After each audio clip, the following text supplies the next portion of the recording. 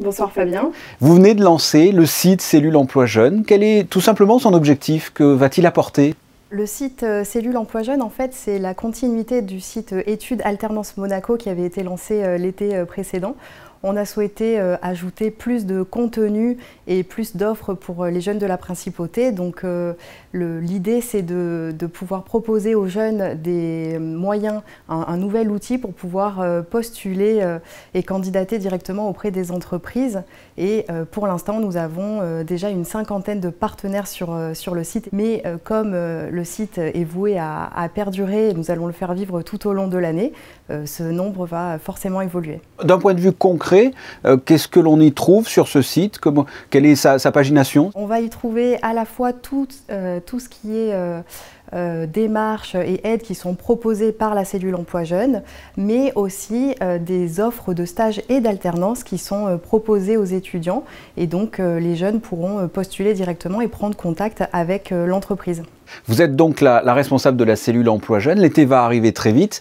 Combien de jeunes de la Principauté font appel à vous pour ce que l'on appelle très souvent des jobs d'été? Chaque année, j'ai environ 200 jeunes qui souhaitent s'inscrire au service de l'emploi, enfin la cellule emploi jeune, pour justement bénéficier des offres d'emploi que nous recevons en lien avec la saison.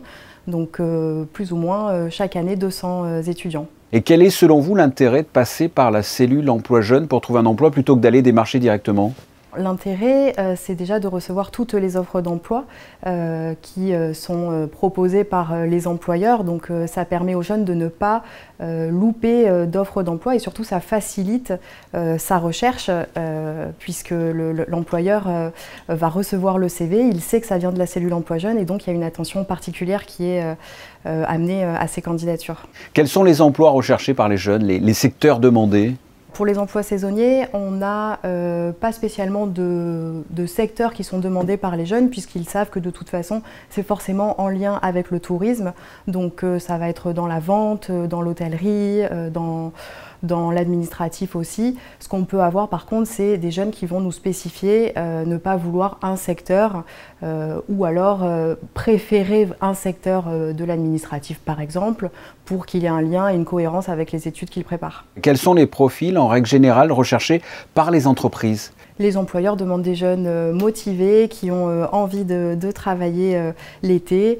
Ils n'ont pas de demande particulière dans la mesure où le jeune a envie de travailler.